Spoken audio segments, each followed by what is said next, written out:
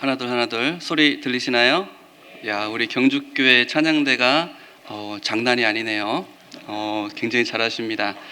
특별히 그 찬양하시는 모습을 한 분 한 분 이렇게 쳐다봤는데 저 끝에 있는 두 자매님이 처음부터 끝까지 미소를 잃지 않고서 찬양을 해주시더라고요. 그 모습을 보면서 너무나 아름답다, 그리고 너무나 감사하다는 생각을 했습니다.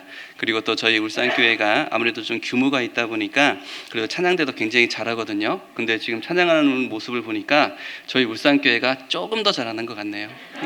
우리 경주교회 정말 너무 찬양이 너무나 감사했습니다. 보통 이렇게 외부 설교를 나가게 되면은 찬양을 할 때 오늘 전해드릴 말씀을 정리하기 위해서 보통 눈을 감고서 오늘 드릴 말씀을 생각하는 시간을 갖습니다. 그런데 찬양 소리가 너무 좋아가지고 저도 모르게 눈이 떠졌어요. 저도 모르게 눈이 떠졌고 딱 한 분 한 분을 쳐다보는데 그 두 분이 이렇게 아름다운 미소로 찬양을 부르는 모습을 보면서 저도 모르게 막 미소가 떠졌습니다. 그 제 모습을 봤는지 모르겠어요. 저도 모르게 가뜩이나 작은 눈인데 그렇게 미소를 지면서 너무나 감사하고 아름답다는 생각을 했습니다. 예, 인사하겠습니다. 울산교회에서 온 고대용 형제입니다. 안녕하세요. 안녕하세요. 박수? 여러분들 감사합니다. 제가 울산에서 오늘 아침에 차를 몰고 이렇게 경주를 오는데 역시 경주가 말로만 들었던 대로 볼 곳이 굉장히 많더라고요. 오다 보니까 왕릉도 굉장히 많이 있고 어떤 보문단지, 그 관광지 이정표도 있고 한 번쯤은 와서 돌아보면 좋겠다라는 그런 생각을 했습니다. 이런 이야기 많이 들으시죠? 네, 그래서 저는 안 하려고 그래요. 너무나 좋은 곳에 살고, 그리고 또 무엇보다 이 교회당에 처음에 딱 왔을 때 우리 형제 자매님들이 뭐 경주 지역은 말할 것도 없고요. 우리 형제 자매님들이 이 교회당에 모여서 또 이 교회당을 건축하기 위해서 정말 많은 수고를 했구나라는 생각을 하게 됐어요. 제가 생각했던 것보다는 굉장히 큰 규모가 있었고, 그리고 또 대강당에 들어오니까 거짓말이 아니라 제가 전도인 생활 횟수로 한 10년 좀 넘게 하는 것 같은데 제가 가본 교회당 중에 대강당이 가장 이쁜 것 같아요. 그리고 가장 강당 같아요. 우리 울산도 이렇게 이쁘지가 않습니다. 좀 부끄러운 얘기지만, 근데 너무나 우리 형제 자매님들이 수고를 하셨고 말씀 전하기에 너무나 좋은, 그리고 또 전도하기에 너무나 좋은 신경을 많이 쓰셨구나라는 것을 볼 수 있었습니다. 너무나 감사를 드려요. 자, 서론이 길면 안 되니까 기도 전에 성경 먼저 볼게요. 마태복음 1장입니다. 마태복음 1장 23절입니다. 마태복음 1장 23절입니다. 마태복음 1장 23절 제가 읽습니다. 보라, 처녀가 잉태하여 아들을 낳을 것이요 그 이름은 임마누엘이라 하리라 하셨으니 이를 번역한즉 하나님이 우리와 함께 계시다 함이라. 임마누엘의 하나님, 우리와 함께 계시는, 나와 함께 계시는 하나님이십니다. 여기 계신 우리 경주교회 모든 형제 자매님들은 나를 위해 죽어주신 예수님 십자가의 사랑을 분명히 알고 있고 그 십자가의 사랑을 믿음으로써 구원받은 그리스도인, 구원받은 형제 자매님일 거라고 생각을 합니다. 그런데 우리가 분명히 나를 위해 죽어주신 예수님, 그 십자가의 사랑은 분명히 알고 있는데 어쩌면 우리가 살아가는 그 믿음의 삶, 믿음의 길을 걸어가면서 함께 계신 임마누엘의 하나님은 모르고 살지 않나, 아니면 일부러 모른 척하고 살아가고 있지 않나 라는 그런 생각을 하게 됩니다. 저는 개인적으로 우리 구원받은 그리스도인이 임마누엘의 하나님, 함께 계신 하나님을 분명히 알 수 있고 그 하나님을 인정할 수 있고 그 하나님과 함께 동행하는 삶을 살아갈 수 있다면 우리의 삶은 분명히 바뀔 거라고 생각을 해요. 우리가 이 말씀을 보면 알 수 있는 게 있습니다. 나를 위해서 십자가에 죽어주신 그 주님께서는 단지 나를 위해 죽어주시고 단지 천국으로 인도하는 것에 만족하는 것이 아니라는 얘기죠. 이 세상을 살아가면서도 그리스도인으로서의 모습으로 살아가기 원합니다. 그리고 이 말씀을 보면 알 수 있는 게 뭐냐면 하나님은 분명히 알고 계셨어요. 우리 구원받은 그리스도인이 이 세상에서 믿음을 지키며 하나님의 말씀에 순종으로 살아가는 신앙생활, 믿음의 삶이 얼마나 힘들고 얼마나 아프고 얼마나 어렵다는 것을 분명히 아셨다는 얘기죠. 그러기 때문에 죽기까지 사랑하신 그 사랑 그대로 지금 이 순간에도 임마누엘의 하나님으로 내가 너와 함께 하겠다, 내가 너와 함께 동행하겠다, 네가 믿음의 길을 걸어가며 힘들고 어려울 때 내가 옆에서 힘을 줄 거고 너를 위로해 줄 거고 너를 다시 세울 것이다. 그리고 결국은 저 천국에서 영광받기에 합당한 하나님의 사람으로, 하나님의 일꾼으로 내가 너를 만들어갈 것이다. 나에게 축복과 영광과 은혜의 말씀을 우리에게 주고 있는 거거든요. 근데 우리 구원받은 그리스도인이 서두에 말씀드린 것처럼 어쩌면 나를 위해 죽어주신 예수님은 분명히 알고 있는데 지금 나와 함께 계시는 그 하나님을 알지 못해서 지금 내 앞에 있는 고난과 지금 내 앞에 있는 환경과 지금 내 앞에 있는 어려움이 닥치면 그 자리에서 낙심하고 원망하고 주저앉는 그런 모습이 있지 않나? 라는 그런 생각을 합니다. 우리가 신앙생활, 믿음의 길을 걸어갈 때 함께 계신 하나님을 정말 내가 믿을 수 있다면, 그 하나님과 함께 동행할 수 있다면, 그 하나님을 의지할 수 있다면 우리의 삶은 분명히 바뀔 거예요. 지금 내 앞에 있는 고난들, 지금 내 앞에 있는 이 어려운 환경들, 지금 흘리고 있는 이 눈물들의 의미를 알게 될 겁니다. 왜 나에게 이런 일이 생겼을까? 왜 나에게 이런 아픔이 생겼을까? 라고 주저앉는 것이 아니라 함께 계신 하나님이, 나를 죽기까지 사랑하신 그 하나님이 나와 함께 하시는데 나에게 이런 환경을 허락하셨다면, 이런 아픔을 허락하셨다면, 이런 눈물을 허락하셨다면 분명히 뜻이 있다. 원망이 아니라 나를 저 천국에서 영광받기에 합당한 하나님의 사람으로 만들기 위한 더 큰 선을 이루기 위한 하나님의 뜻이 있다. 고난 가운데, 아픔 가운데 주저앉는 것이 아니라 이 고난 뒤에 있을 하나님의 선을 바라보고, 그리고 이 아픔 뒤에 있을 하나님의 위로와 사랑을 바라보고 그 어려운 시간을, 그 어려운 환경을 이겨낼 수 있을 거라 생각을 합니다. 함께 계신 하나님을 바라볼 수만 있다면 우리는 믿음의 삶을 살아갈 거예요. 더욱 힘있게 살아갈 거예요. 그리고 하나님을 만났을 때 잘했다, 잘했다, 충성된 종아, 그 소리를 들을 수 있을 거예요. 저는 정말 소망을 합니다. 여기 계신 우리 경주교회 모든 형제 자매님들이 다른 말씀은 다 잊어도 이 축복의 말씀, 이 약속의 말씀, 내가 너와 함께 하겠다, 임마누엘 하나님 함께 계시겠다는 이 하나님의 말씀을 마음에 새기고 믿고 고난 가운데 의지하고 그 하나님과 함께 동행하는 귀한 삶을 살아가기 원합니다. 설교가 끝난 것 같죠? 이제 시작이에요. 기도하겠습니다. 은혜와 사랑이 많으신 거룩하신 하나님 아버지, 감사드립니다. 지옥 갈 수밖에 없는 저희를 먼저 사랑하셔서 십자가의 그 귀한 보혈로 우리를 구원해 주시고 이렇게 주님의 몸된 교회 안에서 말씀과 사랑으로 저희를 이끌어 가심에 너무나 감사를 드립니다. 그리고 또 주의 날, 이 주일에 우리 경주교회 형제 자매님들 한자리에 모아주셔서 하나님의 말씀으로 교제케 해주시고 또 하나님의 말씀을 들으며 나를 돌아보고 나의 삶을 돌아보는 귀한 시간, 또 다짐의 시간을 허락해 주심에 감사를 드립니다. 여기에 고개 숙여 기도하는 한 분 한 분의 삶을 주님이 아시고 그 약함도 아시고 그 부족함도 아시고 또 주님을 향한 그 마음도 아시오니 합당한 사랑과 능력으로 합당한 말씀으로 채워지는 귀한 시간이 되기 원합니다. 하나님의 말씀을 들으며 나를 돌아보고 또 하나님의 말씀을 들으며 하나님의 말씀에 순종케 위한 다짐을 하는 순종의 믿음을 더하는 귀한 시간이 될 수 있기를 원하고 소원합니다. 한 사람 한 사람의 삶을 주님이 하시오니 더욱더 품어주시고 사랑으로 채워주십시오. 지금 이 순간 전국에 있는 모든 형제 자매님들이 함께 기도하는 7차 하계수행회가 진행이 되고 있습니다. 그리고 하나님의 복음이 힘있게 증거되고 있습니다. 하나님이 죽기까지 사랑하신 그 영혼들, 하나님의 말씀 앞에 나온 영혼들 한 영혼도 잃어버리지 않도록 주님이 사랑으로 품어주시고 그 마음을 열어주셔서 살아있는 그 말씀이 역사하여 하나님의 사랑을 따라 구원함에 이를 수 있도록 주님이 인도해 주시길 간절함으로 기도를 드립니다. 우리 경주교회에서도 많은 분이 참여하고 또 많은 분들이 말씀 앞에 나온 걸 알고 있습니다. 그 말씀으로 사랑으로 그들을 변화시켜 주시고 또 구원함에 이를 수 있게 해주시고 자신의 구원을 확증하는 귀한 시간으로 역사하여 주십시오. 이제 한 시간 주님의 말씀으로 교제코자 합니다.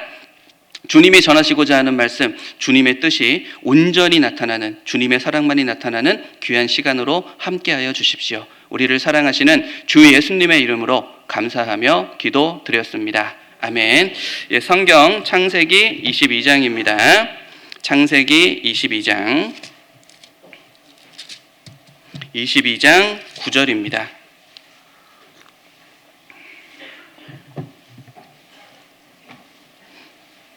페이지 28페이지 창세기 22장 9절입니다. 9절로 12절 창세기 22장 페이지는 28페이지입니다.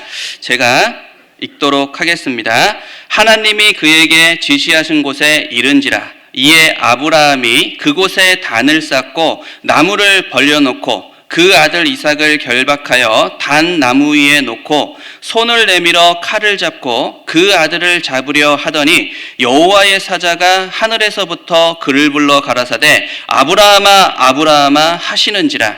아브라함이 가로되 내가 여기 있나이다 하매 사자가 가라사대 그 아이에게 네 손을 대지 말라. 아무 일도 그에게 하지 말라. 내가 네 아들 독자라도 내게 아끼지 아니하였으니 내가 이제야 네가 하나님을 경외하는 줄을 아노라. 그리스도인으로서 나를 지켜주고 성숙한 그리스도인으로서 나를 성장시켜주는 말씀은 새로운 말씀이 아니라 항상 반복되는 말씀이라는 것을 우리는 기억을 해야 됩니다. 분명 처음 듣는 말씀은 나를 격동시키는 역할을 합니다. 그리고 나를 일깨워주는 역할도 합니다. 하지만 그리스도인으로서 성숙해지는, 그리스도인으로서 하나님의 원하시는 하나님의 사람으로 나아가는 데는 우리가 알고 있는 말씀, 항상 반복되는 그 말씀이 나를 살찌우고 나를 양육한다는 것을 우리는 분명히 알아야 돼요. 저는 개인적으로 오늘 경주교회 우리 형제자매들과 함께 교제해야 되는 이 말씀을 묵상을 하고 이 말씀을 준비하면서 이런 기도를 했습니다. 오늘 이 부족한 입술을 통해서 전해지는 이 하나님의 말씀을 다 알았으면 좋겠다. 한 번쯤은 다 들었고 한 번쯤은 다 읽었고 한 번쯤은 다 묵상하고 있는 너무나 잘 알고 있는 말씀이면 좋겠다라는 생각을 했습니다. 그리고 기도를 했습니다. 그리고 듣는 우리 형제 자매님들이 이 말씀을 들으면서 내가 알고 있는 말씀이다. 내가 묵상했던 말씀이다. 다시 한번 생각을 하고 그리고 나를 돌아보는 시간, 내가 알고 있고 내가 들었던 그리고 내가 묵상했던 이 말씀이 지금 나의 삶 속에서 나를 통해 역사하고 있는지, 이 말씀이 나를 통해 역사하고 있는지 나를 돌아보는 그런 귀한 시간이면 좋겠다라는 기도를 했습니다. 하나님의 말씀을 들으면서 혹시 내가 이 말씀을 알고 있는데 아는 것에서 그치고 행함으로 그 말씀이 역사하지 않는 그런 잘못된 모습으로 내가 살아가고 있지 않나? 나를 돌아보는 시간. 그리고 하나님의 말씀을 들으면서 이 말씀이 나를 통해 역사하지 않는다면 내가 이 말씀에 순종 한번 해보겠다. 내가 이 말씀대로 한번 살아보겠다. 다짐을 할 수 있는 그런 시간이 되면 좋겠다. 라는 그런 기도를 하고 말씀을 준비했고 이 자리에 올라왔습니다. 우리 형제 자매님들이 졸지 마셔요. 저는 졸면 내려가서 깨웁니다. 졸지 마시고 1시간이니까 잘 들어주시면 좋겠어요.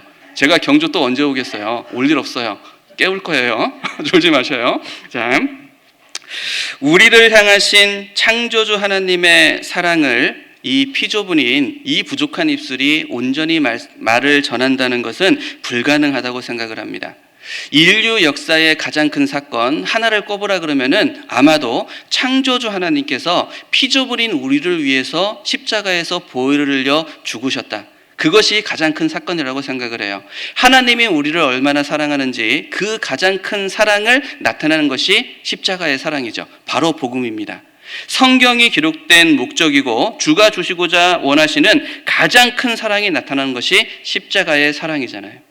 하나님이 세상을 이처럼 사랑하사 독생자를 주셨으니 이는 저를 믿는 자마다 멸망치 않고 영생을 얻게 하려 하심이라. 그냥 사랑이 아닙니다. 이처럼 사랑하사 독생자를 주셨으니.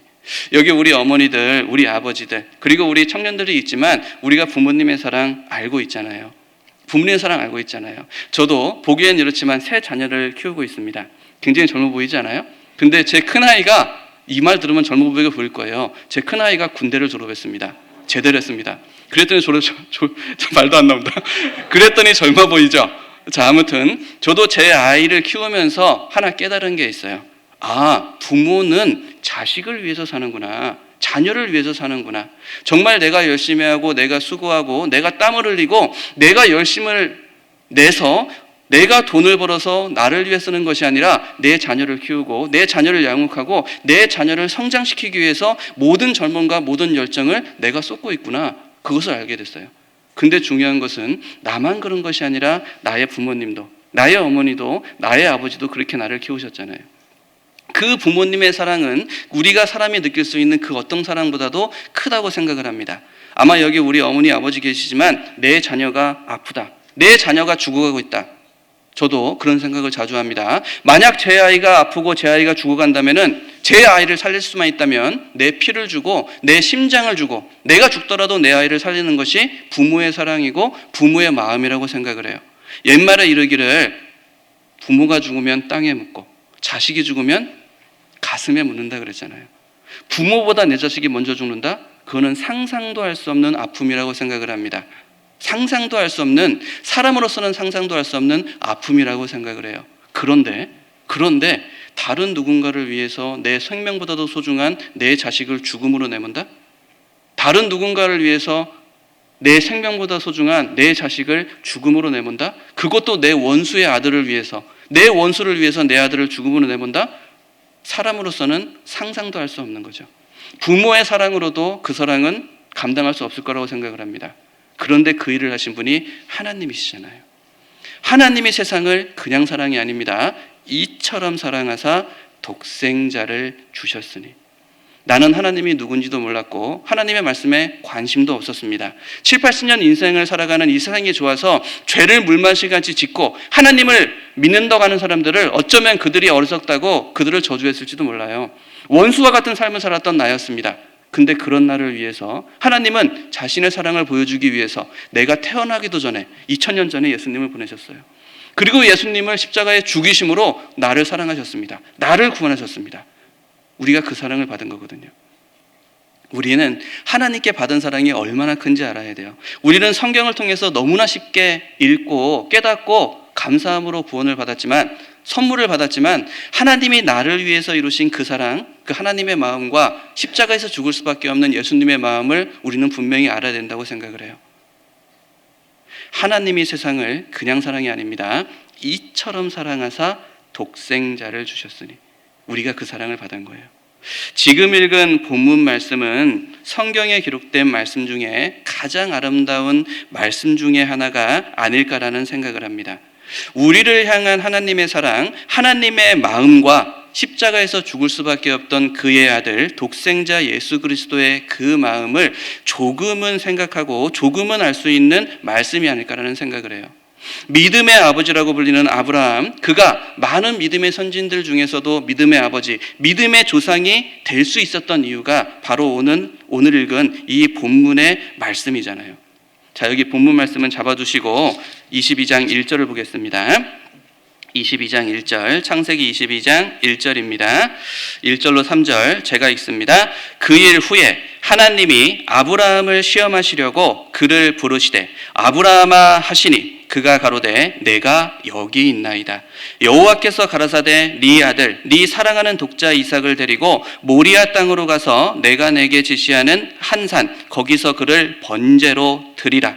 아브라함이 아침에 일찍이 일어나 나귀의 안장을 지우고 두 사환과 그 아들 이삭을 데리고 번제에 쓸 나무를 쪼개어 가지고 떠나 하나님이 자기에게 지시하는 곳으로 가더니, 자, 여기 1절에 보시면은 하나님께서 아브라함의 믿음을 시험하고자 아브라함을 부르시는 모습이 나오고 있습니다. 성경을 보면은 하나님이 아브라함을 부르는 모습이 여러 군데 나와요. 창세기 12장 첫 번째로 하나님이 아브라함을 부르는 모습이 나옵니다. 네 고향, 네 아비 집을 떠나 하나님이 가라 하신 가나안 땅으로 가라고 아브라함을 부르는 모습이 나오죠.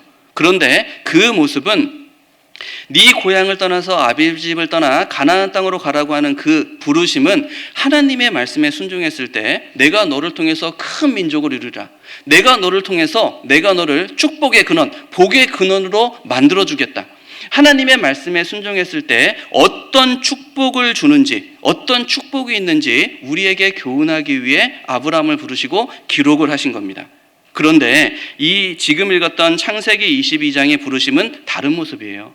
어떤 모습이냐면은 아브라함이 하나님을 얼마나 사랑하는지, 아브라함이 하나님을 얼마나 사랑하는지 그 사랑을 확인하기 위해서 아브라함을 시험으로 부르시는 모습이 창세기 22장의 모습입니다. 우리가 교훈을 받아야 돼요. 우리 모든 그리스도인의 삶이 이와 같습니다. 하나님은 우리를 먼저 사랑하셨습니다. 먼저 축복을 주셨습니다. 나에게 구원의 은혜와 너무나 큰 사랑을 먼저 주셨습니다. 그리고 우리를 부르셨습니다. 그리고 우리가 그 사랑을 깨닫고 구원을 받고 믿음의 길을 걸어갈 때 하나님은 우리에게 먼저 사랑을 주시고 우리에게 내가 하나님을 얼마나 사랑하는지 그 사랑을 확인하기 원하셔요. 그래서 우리를 시험으로, 고난으로, 하나님의 부르심으로 우리를 부르신다는 것을 분명히 알아야 됩니다. 아브라함을 불렀던 것처럼 우리도 분명히 부른다는 얘기예요. 여기 1절에 보시면은 하나님의 부르심에 아브라함은 한치의 고민도 없이 대답을 합니다.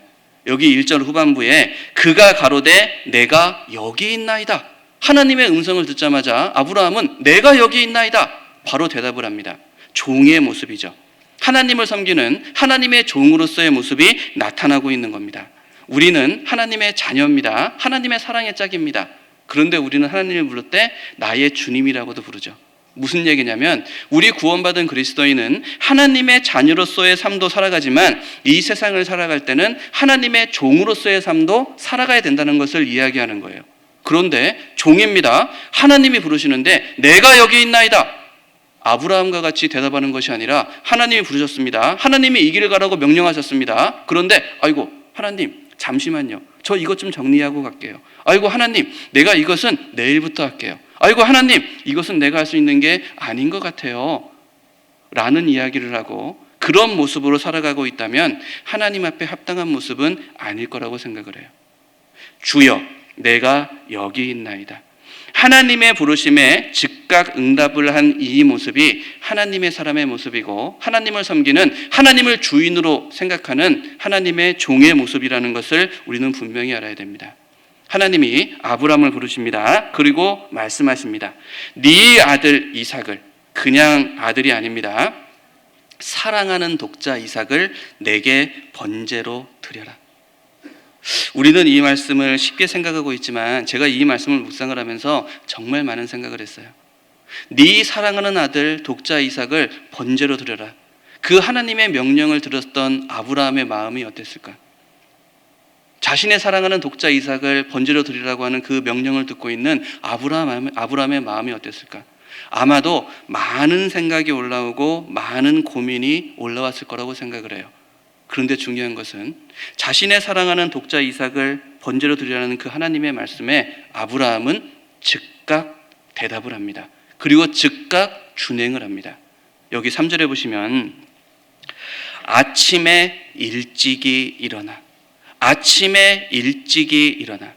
아브라함은 하나님의 명령을 준행하기 위해서 고민한 게 아니었어요. 아침에 일찍이 일어났습니다. 하나님의 명령에 주저앉지 않고 즉각적으로 준행하고 순종하는 모습이 나오고 있는 거예요. 하나님을 섬기는 종이 어떤 모습인지를 분명히 보여주는 거죠. 자신의 생각이나 자신의 계획이나 자신의 감정을 나타내는 것이 아니라 하나님의 말씀이라면 순종으로 그 길을 가는 것, 주인을 신뢰하고 있는 종의 모습이 무엇인지, 하나님의 사람의 모습이 무엇인지를 분명히 보여주고 있는 겁니다. 하나님의 명령을 준행하기 위해서 아브라함은 아침에 일찍 일어났습니다. 그리고 자신의 이삭에게 나무짐을 주고 나무를 들고 같이 모리아산으로 나아갑니다. 그런데 너무나 안타까운 것은 하나님이 약속하신, 하나님이 가라 하신 모리아산까지 가는데 아래 말씀을 읽어보니까 3일 길을 걸어갔다 그랬어요. 3일 길을 걸어가고 있는 사랑하는 독자 이삭을 하나님께 번제를 드리기 위해서 자신의 아들을 데리고 3일 길을 걸어가고 있는, 죽음을 향해 나아가고 있는 독자 이삭을 바라보고 있는 그 아브라함의 마음이 어땠을까? 3일 동안 어떤 생각을 했을까? 어떤 고민을 했을까? 우리는 그 아브라함의 고민, 그 고뇌를 생각할 필요가 있을 거라고 생각을 합니다. 아마 많은 눈물을 흘렸을 거예요. 아마 많은 아픔을 흘렸을 거예요. 하나님의 말씀에 즉각적인 순종을 했지만 자신의 아들을 지키고 싶은, 자신의 아들을 살리고 싶은 아브라함의 마음도 올라왔을 거라고 생각을 합니다. 그리고 사단은 분명히 시험했을 거예요. 야, 아브라함, 네가 아무리 하나님의 종이고 하나님의 사람이지만 너 아버지잖아. 너 이 아들 낳기 위해서 얼마나 고생을 했냐. 100세에 겨우 낳은 아들이잖아. 근데 이 아들을 하나님께 드린다고? 야, 그리고도 네가 아버지야? 네가 사랑이 있는 아버지야? 아마 아브라함을 갈등시키고 아브라함을 쓰러뜨리기 위해서 많은 시험과 많은 유혹을 사단마귀는 했을 거라고 생각을 해요. 근데 아브라함은 그럼에도 불구하고 그 길을 걸어갑니다. 이제 모리아산이 보입니다. 그 종들을 내려두고 이삭을 데리고 모리아산을 올라갑니다. 그런데 이삭이 아브라함에게 질문을 합니다. 아버지 아브라함이요, 하나님께서 제사 드릴 나무와 칼과 모든 것은 다 준비됐는데 하나님께 드릴 번제할 양은 어디 있나이까? 질문을 합니다. 여기 22장 7절입니다.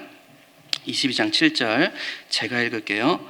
이삭이 그 아비 아브라함에게 말하여 가로되 내 아버지여 하니 그가 가로되 내 아들아 내가 여기 있노라. 이삭이 가로되 불과 나무는 있거니와 번제할 어린 양은 어디 있나이까? 8절에 아브라함이 가로되 아들아 번제할 어린 양은 하나님이 자기를 위하여 친히 준비하시리라 하고 두 사람이 함께 나아가서 자신의 아들에게 번제할 어린 양이 어디 있나이까? 라는 질문을 들었던 아브라함의 마음이 어땠을까? 번제할 양이 어디 있습니까? 그 이야기를 듣는 아비 아브라함의 마음이 어땠을까? 아들아, 나는 오늘 너를 죽여야 된다. 나는 오늘 네가 맺고 있는 그 나무 위에 너를 세우고 너를 불태워서 하나님께 번제로 드려야 된다. 진실을 답하지 못하는 그 마음이 어땠을까? 아들에게 질문을 받고 진실을 말하지 못하는 그 아브라함의 마음, 그 아비의 마음이 어땠을까? 하나님께서 자기를 위하여 친히 준비하시리라. 성경에는 짧게 기록되어 있지만 아브라함이 이 말을 하기 위해서, 이 짧은 대답을 하기 위해서 얼마나 많은 생각과 얼마나 많은 눈물과 얼마나 고민을 했을까? 모리아 산에 오른 아브라함은 제단을 만듭니다. 그리고 이삭이 갖고 왔던 그 나무를 제단 위에 쌓습니다. 그리고 이삭을 잡습니다. 그리고 이삭을 결박합니다. 그리고 이삭을 제단 위에 눕힙니다. 그리고 칼을 들어서 이삭을 잡으려고 합니다. 아들아, 하나님께서 준비하신 어린 양은 바로 너란다. 오늘 나는 너를 하나님께 번제로 드려야 된다. 지금의 나는 네 아비 아브라함이 아니라 하나님의 종이다. 하나님의 사람이다. 아버지 아브라함이 아니라 하나님의 사람으로서, 하나님의 종으로서 순종의 길을 걸어가야 된다. 이야기를 하고 있습니다. 오늘 본문입니다. 창세기 22장 9절입니다. 22장 9절 제가 읽습니다. 하나님이 그에게 지시하신 곳에 이른지라 이에 아브라함이 그곳에 단을 쌓고 나무를 버려놓고 그 아들 이삭을 결박하여 단 나무 위에 놓고 손을 내밀어 칼을 잡고 그 아들을 잡으려 하더니 여호와의 사자가 하늘에서부터 그를 불러 가라사대 아브라함아 아브라함아 하시는지라. 아브라함이 가로되 내가 여기 있나이다 하매 사자가 가라사대 그 아이에게 네 손을 대지 말라. 아무 일도 그에게 하지 말라. 네가 네 아들 네 독자라도 내게 아끼지 아니하였으니 내가 이제야 네가 하나님을 경외하는 줄을 아노라. 아들 이삭을 번제로 드리기 위해서 잡으려고 합니다. 자신의 아들을 결박하고 피를 흘리기 위해서 칼을 들었습니다. 100세에 낳은 누구보다도 사랑하는 독자 이삭을 잡아서 번제로 드리려고 하는 하나님의 종, 하나님의 사람 아브라함의 믿음, 너무나 훌륭하잖아요. 이해는 안 될지 모르지만 이 말씀이 나는 못할 것 같지만 이해는 되는 너무나 감사한 모습이고 너무나 귀한 믿음이 보이고 있잖아요. 근데 우리가 알아야 될 게 있죠. 자신의 사랑하는 아들 아브라함이 독자 이삭을 잡으려고 하는 이 모습도, 이 믿음도 너무나 훌륭하지만 더 놀라운 것은 아들 이삭이잖아요. 우리가 생각해야 될 게 있습니다. 이 아들 이삭은 여기 말씀을 보면은 아비 아브라함이 자신을 죽이려고 할 때 반항하지 않았어요. 자신의 손을 내밀었습니다. 자신이 제단 위에 올라갔습니다. 자신이 죽음을 기다리고 있는 거예요. 우리가 생각할 게 있습니다. 아들 이삭이 모리아 산을 올라갈 때 말씀을 보면은 나무를 지고 올라갔다 그랬어요. 무엇을 얘기하는 거예요? 이삭은 어린애가 아니에요. 100세에 낳고 나무를 짓고 산을 올라갈 정도로, 나무를 이고 산을 올라갈 정도로 장성한 청년이 된 것이 바로 이 이삭입니다. 무슨 얘기냐? 아브라함이 100세에 낳았어요, 이삭을. 그 얘기는 뭐냐면 장성한 청년까지 길렀기 때문에 아브라함은 죄송한 얘기입니다. 허리가 구부러진 할아버지가 됐다는 얘기예요. 무슨 얘기냐? 이 아들 이삭이 마음만 먹으면은 아이고 우리 할아버지가 치매 들렸다. 아이고 우리 할아버지가 노망이 났다. 나를 죽이려고 한다. 마음만 먹으면 뿌리치고 도망갈 수 있는 힘이 있다는 얘기예요. 그런 능력이 있는 장성한 청년이라는 얘기예요. 그런데 이 이삭은 하나님이 너를 잡아야 된다는, 번제를 드려야 된다는 그 아브라함의 말을 듣고 하나님의 마음을 이해하고 그 하나님의 말씀에 순종할 수밖에 없는 하나님의 사람이었던 아브라함의 마음을 이해하고 자신이 제단 위에 올라간 겁니다. 자신이 결박을 당한 겁니다. 자신이 죽음을 당하기 위해서 거기서 죽음을 기다리고 앉아있는 모습이 나타나고 있는 거예요. 이삭은 도망가지 않았어요. 스스로 아비에게 결박당하고 아비에게 죽기를 기다리고 있는 거예요. 하나님 앞에 번제로 자신을 드리라고, 하나님의 말씀에 순종하라고 자신을 드리고 있는 겁니다. 이성의 눈을 가진 사람이라면 세상의 눈으로 절대 이해할 수 없는 장면이라고 생각을 해요. 100세에 낳은 자기 생명보다도 더 귀한 독자 이삭을 잡아 죽이려고 하는 이 아브라함이나 나이가 찬 청년으로 장성했음에도 불구하고 충분히 도망갈 수 있는 힘이 있음에도 불구하고 늙은 아비에게 잡혀가지고 죽음을 기다리고 있는 이 이삭의 모습은 세상의 눈으로, 이성적인 눈으로는 절대 이해할 수 없는 모습이라고 생각을 합니다. 하지만 구원받은 우리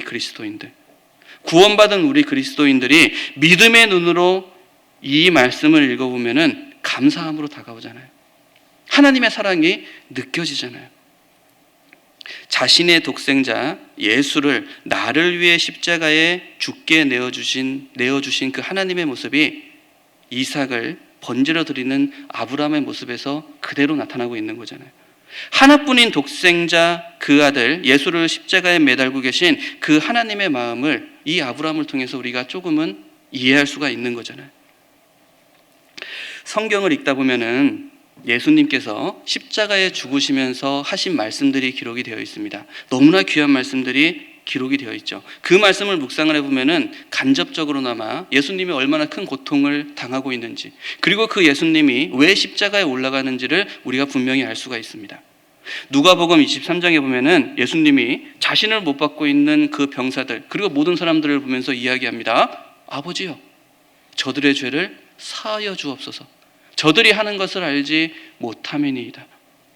예수님은 죽으면서 피를 흘리면서도 죄인인 우리를 위해서 기도하고 있는 모습이 기록이 되어 있잖아요. 요한복음 19장에는 이제 모든 피를 다 흘리고 다 이루었다. 나를 구원하시는 일, 세상을 구원하시는 일, 우리를 구원하시는 그 큰 사랑을 다 이루고 죽음을 맞이하는, 다 이루었다 라고 고개를 숙이시는 그 예수님의 모습이 기록이 되어 있습니다. 모든 말씀이 십자가의 고난을 감당하고 있는 자신을 위한 기도가 아니에요. 우리를 위한 기도, 세상을 위한 기도, 나를 구원하기 위한 기도, 죄인을 위한 기도로 가득 차 있습니다. 그런데 마태복음 27장에 보면은 조금은 다른 모습이 기록이 되어 있어요. 십자가에서 고통받고 있던 예수님이 하늘을 보고 외칩니다. 엘리, 엘리, 라마 사막다니. 나의 하나님, 나의 하나님, 어찌하여 나를 버리셨나이까. 고통 중에 하나님께 원망하며 부르짖는 예수님의 모습이 기록이 되어 있어요. 우리가 분명히 알아야 됩니다. 예수님은 하나님의 아들입니다. 하나님의 사람의 모습으로 오신 분입니다. 하지만 중요한 것은 우리와 같은 육신을 가졌다는 얘기예요. 우리가 겪을 수 있는 고통을 다 겪는다는 얘기예요. 예수님이 십자가에 달렸습니다. 나를 위해 달렸습니다. 하지만 피를 흘리고 죽으면서 너무나 큰 고통 가운데 하늘을 보고 외치는 거예요. 엘리, 엘리, 라마 사막다니. 나의 하나님, 나의 하나님, 어찌하여 부르셨나이까? 어찌하여 나를 버리셨나이까? 무슨 얘기예요? 아버지, 저 하나님의 아들이잖아요. 저 하나님의 아들인데 왜 이렇게 고통스럽게 십자가에 죽으시는 겁니까? 나의 하나님, 나의 하나님, 왜 나를 버리셨습니까? 하나님 어디 있습니까? 고통 중에 울부짖고 있는 거잖아요. 근데 보셔요. 생각해 보셔요. 자신의 독생자 예수 그리스도가 십자가에 죽으면서 자신을 부르고 있습니다. 아버지를 부르고 있습니다. 고통 중에 소리를 지르고 있습니다. 그 부르짖는 소리를 하나님이 못 들었을까? 하나님이 듣지 않으셨을까? 분명히 들으셨어요. 분명히 고통 중에 부르짖는 그 소리를 들으셨습니다. 그런데 중요한 것은 하나님은 독생자 예수, 자신의 아들의 부르짖음에 응답하지 않으셨어요. 대답하지 않으셨어요. 아들아, 네가 죽어야 된다. 네가 못이 박혀야 된다. 네가 소리를 질러도 나는 대답하지 못한다. 네가 죽어야 세상을 구원할 수 있고, 네가 죽어야 우리를 구원할 수 있고, 네가 죽어야 나를 구원할 수 있다. 너의 소리를 듣고 있지만 나는 너를 죽여야 된다. 세상에 있는 모든 사람의 죄를 너에게 담당시켜야 된다. 100세에 낳은 너무나도 귀한 아들 이삭, 그를 하나님께 번제로 드리는 아브라함의 모습은 우리를 향해, 우리를 위해서 독생자 예수를 십자가에 내어주시는 하나님의 모습이 나타나고 있는 거예요. 독자 이삭을 번제로 드리는 그 아브라함의 마음이 예수님을 십자가에 못 박고 있는, 그 부르짖음을 듣고 있음에도 불구하고 대답하지 못하는 그 하나님의 마음을 그대로 대변하고 있는 거잖아요. 나를 구원기 위해서 자신의 아들 예수 그리스도를 드리는, 나를 위해서, 우리를 위해서 독생자를 십자가에 죽일 수밖에 없는 그 하나님의 마음을 우리는 알아야 된다고 생각을 해요. 그 마음을 우리는 알아야 된다고 생각을 해요. 더 나아가서 나무를 짊어지고 산에 오를 정도로 장성했던 그 아들 이삭, 분명히 피할 수 있는 힘이 있음에도 불구하고 하나님의 말씀에 순종하기 위해서 늙은 아비가 나를 잡으려고 하는, 하나님의 말씀에 순종하려고 하는 그 아버지의 마음을 이해하고 자신의 목숨을 내놓고 있는 이 이삭의 마음도 우리는 알아야 된다고 생각을 해요. 이 이삭이 예수님을 얘기하는 거잖아요. 예수님은 세상에 죽기 위해 오신 분입니다. 우리는 세상을 살아가는데 살기 위해서 살아가잖아요. 살기 위해서, 살아가기 위해서 우리는 이 세상에 왔는데 예수님은 죽기 위해서 오신 분이에요. 자신이 십자가에 죽을 거 알고 있습니다. 왜? 우리를 향한 하나님의 마음을 알아요. 우리를 향한 하나님의 사랑을 알아요. 내가 죽어야지만 하나님의 우리를 구원할 거 알아요. 그렇기 때문에 그 마음을 알기 때문에 이삭이 그랬던 것처럼, 힘이 있음에도 불구하고 번제단에 올라갔던 것처럼 자신이 죽을 걸 알면서도 이 세상에 오신 거잖아요. 이삭의 모습에서 예수님의 모습이, 예수님이 십자가에서 죽는 그 모습이 이삭의 마음을 통해, 이삭의 이 모습을 통해 우리가 알 수 있는 거잖아요. 이사야 53장입니다.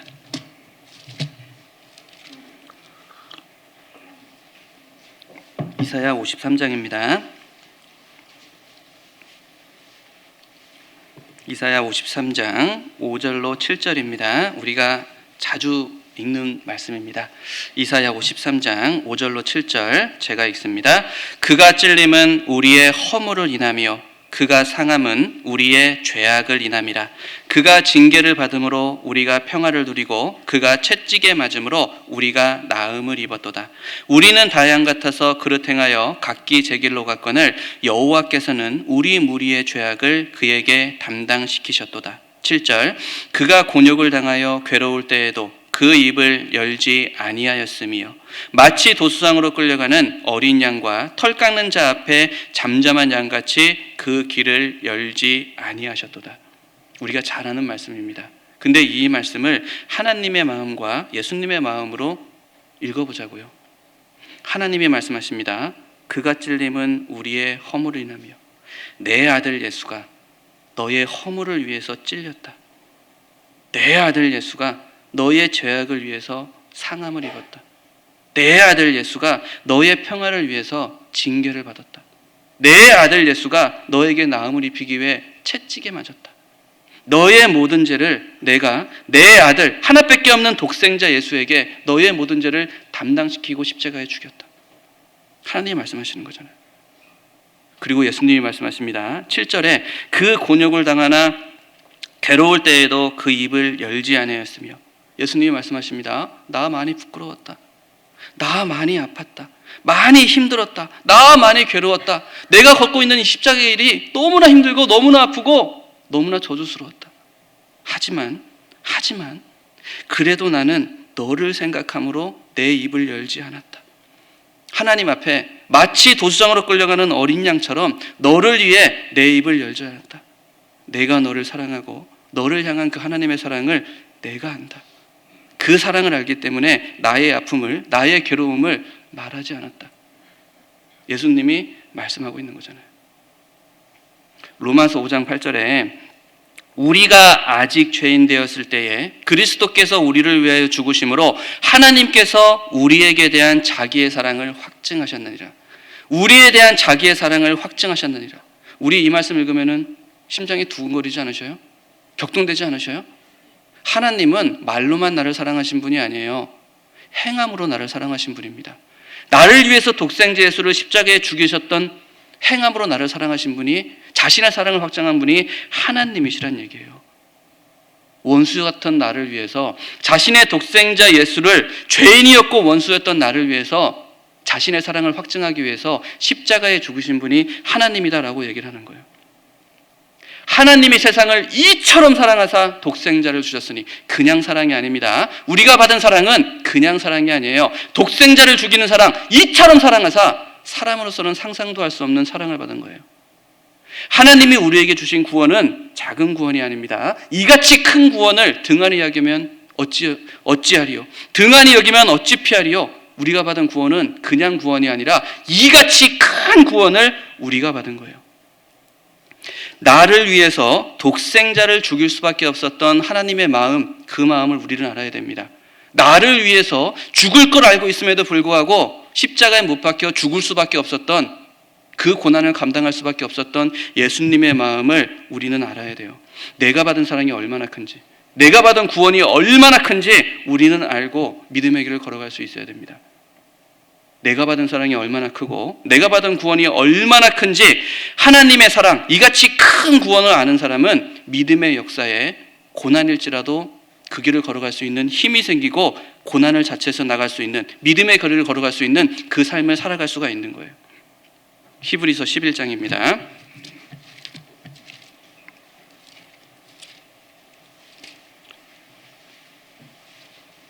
히브리서 11장 35절 366페이지, 히브리서 11장 35절입니다. 366페이지 35절로 38절 제가 읽습니다. 366페이지 히브리서 11장 35절로 38절 제가 읽을게요. 여자들은 자기의 죽은 자를 부활로 받기도 하며 또 어떤 이들은 더 좋은 부활을 얻고자 하여 악형을 받되 구차히 면치 아니하였으며 또 어떤 이들은 희롱과 채찍질 뿐 아니라 결박과 옥에 갇히는 시험도 받았으며 돌로 치는 것과 톱으로 켜는 것과 시험과 칼에 죽는 것을 당하고 양과 염소의 가죽을 입고 유리하며 궁핍과 환난과 학대를 받았으며 이런 사람은 세상이 감당치 못하도다. 저희가 광야와 산중과 암열과 토굴에 유리하였느니라. 하나님의 사랑을 알고 있는 사람, 독생자 그 예수의 사랑을 알고 있는 사람, 내가 받은 사랑이 얼마나 크고 내가 받은 구원이 얼마나 큰지 아는 믿음의 선진들이 감당한 고난이 기록되어 있는 거잖아요. 악형을 당하되 구차히 면하지 아니하였고 희롱과 채찍, 결박, 옥에 갇히는 시험, 돌로 맞고 톱으로 켜서 죽임을 당하고 칼에 죽임을 당하고 궁핍과 환난, 쫓겨나서 광야에서 산중에 암열과 토굴에 유리하였다. 그 믿음을 살아갔다는 얘기잖아요. 이런 고난 속에서도 이 믿음을 지킬 수 있었던, 이런 말도 안 되는 고통과 고난 속에서도 자신의 믿음을 지킬 수 있었던 이유가 뭐예요? 사랑이잖아요. 사랑이잖아요. 나를 위해 죽어주신 그 하나님의 사랑을 알고 있다. 나를 위해 독생자를 주신 그 사랑을 알고 있다. 나를 위해 십자가에 달려간 죽으신 그 예수님의 사랑을 알고 있다. 그 사랑을 알기 때문에, 창조주가 피조물을 위해 하신 그 사랑을 알기 때문에, 그 사랑을 알기 때문에 이 고난을 이겨내고 힘들고 손해볼 것을 알면서도, 하나님의 말씀에 순종하는 것이 고난이라는 걸 알면서도 우리가 그 길을 걸어가고 믿음의 선진들이 그 길을 걸어간 거잖아요. 우리가 하나님의 사랑을 알고 내가 받은 구원이 얼마나 큰지 안다면은 하나님을 기쁘시게 하기 위해서 내가 가지고 있는 향유 옥합을 깰 수 있는 거예요. 하나님의 사랑을 알았을 때 내가 드릴 수 있는 향유 옥합, 나에게 있는 향유 옥합을 하나님 앞에 깰 수가 있는 겁니다. 우리 구원받은 그리스도인이잖아요. 그러면은 하나님이 원하시는, 하나님이 말씀하시는 순종과 헌신이 무엇인지 분명히 알아야 됩니다. 순종과 헌신이라는 것은 내가 할 수 있는 것, 내가 하고 싶은 걸 하는 게 아니잖아요. 세상의 모든 사람도 죄송합니다. 세상에 있는 모든 사람도 내가 하고 싶은 걸 하고 살아가고 내가 할 수 있는 걸 하고 살아가요. 그건 순종과 헌신이 아닙니다. 그리스도인의 순종과 헌신이라는 것은 내가 이 길을 걸어가면 분명히 힘들 거 알아요. 내가 이 길을 가면 고난인 거 알아요. 내가 이 길을 걸어가면 아픔인 거 압니다. 하지만 나를 위해 죽어주신 예수님이 원하시니까, 나를 위해 독생자까지 주신 그 하나님의 말씀에 이 길을 걸어가라고 하니까, 내가 고난인 걸 알면서도, 눈물일 걸 알면서도, 아픔인 걸 알면서도 내 것을 포기하고 그 길을 걸어가는 것이 순종이고 헌신이잖아요. 우리 그리스도인은 예수님이 십자가에 죽기 전에 하셨던 겟세마네의 기도를 기억해야 됩니다. 예수님이 기도하십니다. 아버지여, 할만하시거든 이 잔을 내게서 옮기시옵소서. 그러나 나의 원대로 마옵시고 아버지의 원대로, 아버지의 뜻대로 되기를 원하나이다. 육신을 갖고 있었던 예수님은 십자가의 고난이 무엇인지 분명히 알고 있었어요. 그 고난을 걷기 위해서는 얼마나 많은 치욕을 당해야 되고, 얼마나 아픔을 당해야 되고, 얼마나 큰 고통 가운데 눈물 속에 내가 죽어야 되는지 분명히 알고 있었어요. 그래서 얘기하는 겁니다. 하나님, 저 이 길 가기 싫습니다. 이 고난의 길 가기 싫습니다. 할만하시거든 이 십자가의 잔, 이 잔을 내게서 옮기시옵소서. 그러나 나의 원대로 마옵시고 아버지의 원대로, 하나님의 뜻대로 되길 원하나이다. 나는 이 길을 가기 원하지만 하나님이 원하시면 그 길을 걸어가겠습니다. 그 십자가를 내가 감당하겠습니다. 내가 십자가를 감당해야 세상을 구원하고 우리를 구원하고 나를 구원할 수 있다면, 하나님의 사랑이 전해질 수 있다면 내가 그 길을 가겠습니다. 내가 그 고난을 감당하겠습니다. 그게 순종이잖아요. 그게 헌신이잖아요. 예수님은 우리에게 분명히 보여주고 있잖아요. 하나님의 사랑을 알고 있고 내가 받은 구원이 얼마나 큰 구원인지 아는 사람은 내가 원하는 삶, 내가 보기 좋은 삶을 살아가는 게 아니에요. 하나님 보시기에 하나님이 원하는 삶을 살아가게 되어 있습니다. 창세기 1장에 보면은 하나님이 창조의 말씀을 기록해 놓으셨어요. 첫째 날 빛이 있으라 하심에 빛이 있었고 하나님 보시기에 좋았더라. 둘째 날도 창조했습니다. 셋째 날도 창조했습니다. 항상 세상을 창조하시면서 따라붙는 말씀이 뭐냐? 하나님 보시기에 좋았더라. 하나님 보시기에 좋았더라. 마지막 여섯째 날에는 짐승들을 만들고 마지막으로 우리 사람을 만들었습니다. 그리고 말씀하십니다. 하나님 보시기에 심히 좋았더라. 이게 무슨 얘기예요? 하나님의 말씀에 순종대로 창조되는 그 모습을 보면서, 하나님의 말씀에 순종대로 나아가는 그 모습을 보면서 보시기에 좋았더라, 보시기에 심히 좋았더라 라고 말씀하시는 거예요. 우리 구원받은 그리스도인은 내가 원하는 삶을 살아가는 게 아닙니다. 내가 보기에 좋은 삶을 살아가는 게 아닙니다. 하나님 보시기에 좋은 삶, 하나님의 말씀에 순종하는 삶을 살아갈 때 하나님이 그 모습을 보고서 보시기에 좋았더라. 네가 내 아들이 맞구나. 내 말씀에 순종하는 하나님의 사람이 맞구나. 하나님이 기뻐하신다는 얘기예요. 내가 좋은 것이 아니라 고난 같지만 결국은 선을 이루는 하나님 보시기에 좋은 하나님의 말씀에 순종하는 그 길을 걸어가는 것이 우리 그리스도인의 삶이란 얘기예요. 나를 돌아볼 수 있어야 돼요. 지금의 내 삶이 내가 원하는 종교 생활을 하고 있는지, 아니면 하나님이 원하시는 신앙 생활을 하고 있는지. 종교 생활이라는 것은 내 삶에 맞춰서 하나님을 맞추는 겁니다. 내 삶에 맞춰서 하나님의 말씀을 맞추는 겁니다. 내가 먼저 내 삶에 하나님을 말씀을 맞추는 것을 종교 생활이라는 거예요. 내가 할 수 있는 만큼만, 하고 싶은 만큼만. 죄송한 얘기지만 세상 모든 사람이 이렇게 살아가요. 하지만 신앙생활은 아니잖아요. 내가 하는 것이 아니라 하나님이 원하는 모습, 순종으로 나가는 것이 신앙생활이잖아요. 나를 돌아봐야 돼요. 지금 내가 종교생활을 하고 있는지 신앙생활을 하고 있는지.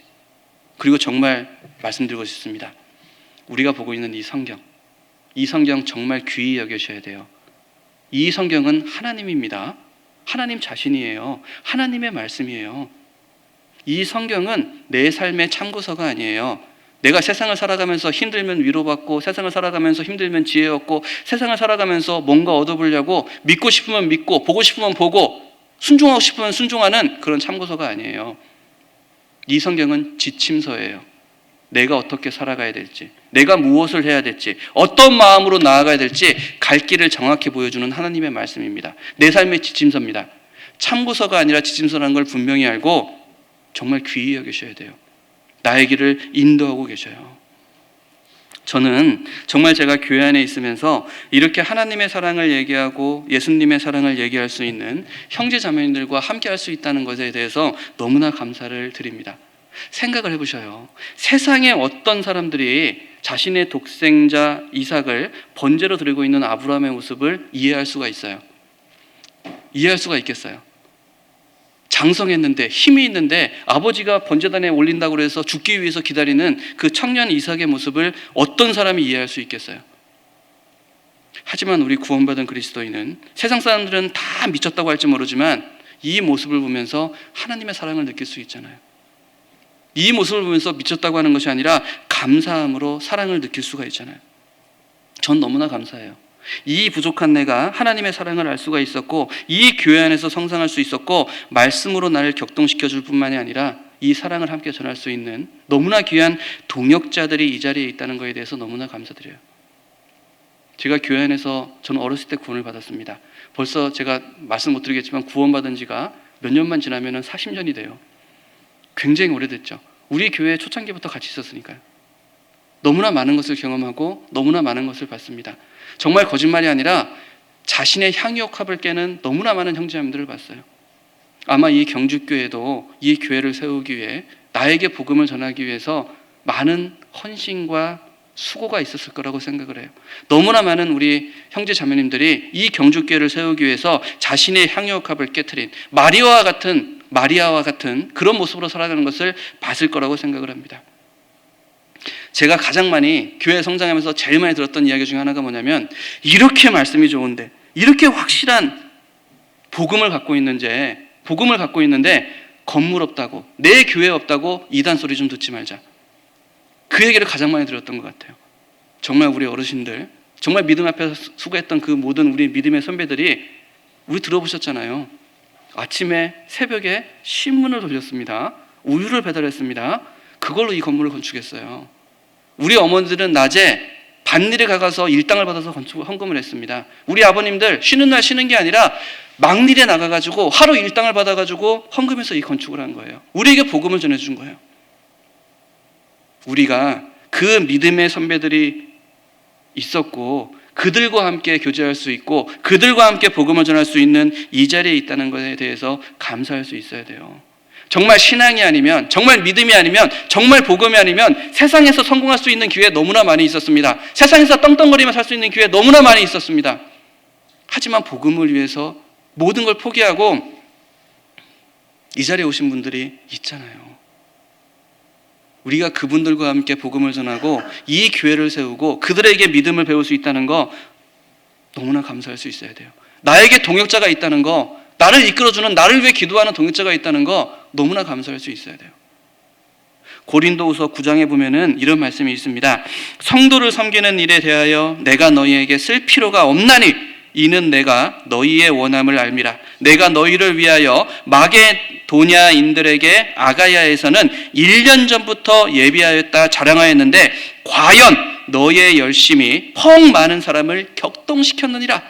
과연 너희의 열심이 펑 많은 사람을 격동시켰느니라.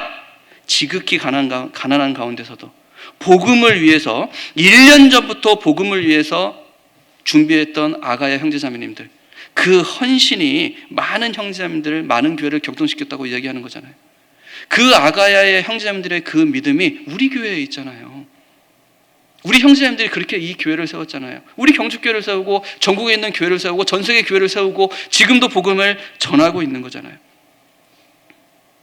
하나님의 복음이 전해지는 이 자리에, 하나님의 복음이 역사하는 이 자리에, 하나님의 능력과 사랑이 나타나는 이 자리에 내가 함께하고 있다는 것에 대해서 감사할 수 있어야 돼요. 자부심을 가질 수 있어야 돼요. 그리고 그 믿음을 우리는 닮아가야 됩니다. 따라가야 됩니다. 제가 너무나 안타까운 것 중에 하나가 뭐냐면, 저는 1980년대에 구원을 받았습니다. 오래됐죠. 근데 제가 우리 전도인이 돼서 목사님들과 많이 교제를 하고 많이 하면서 듣는 이야기 중에 하나가 뭐냐면, 80년대 구원받은 사람 달라, 90년대 구원받은 사람 달라, 2000년대 구원받은 사람 달라, 2020년대 구원받은 사람 달라, 믿음의 깊이가 달라. 그 얘기 들을 때 너무나 속상해요. 왜? 같은 말씀을 듣고 같은 하나님을 믿고 있고 같은 신앙생활을 하고 있는데 왜 누구는 아브라함같이, 왜 누구는 마리아같이 자기 옥합을 드리고 있는데 왜 우리는 그걸 관망하고 있냐고요. 왜 그것을 우리는 누리고만 있냐고요. 생각을 해보셔요. 우린 같은 하나님을 믿고 있습니다. 같은 말씀을 듣고 있습니다. 같은 구원을 받았어요. 왜 근데 살아가는 모습이 달라요? 하나님의 사랑이에요. 하나님의 사랑. 그 사랑을 내가 얼마나 생각하고 얼마나 마음에 품고 있고 내가 받은 구원이 얼마나 큰지 아셔야 된다는 얘기예요. 그 사랑을 아시는 분들이 지금 우리와 함께 계시는 거예요. 그 사랑을 우리가 배워야 됩니다. 아브라함의 믿음을 배워야 됩니다. 이 교회를 위해서 수고하고 헌신한 그들의 믿음을 우리가 배워야 됩니다. 세상 말로 꼰대가 아니에요. 우리가 배워야 될 믿음의 선배들이에요. 나를 돌아보는 시간이 분명히 필요합니다. 다시 본문입니다. 창세기 22장.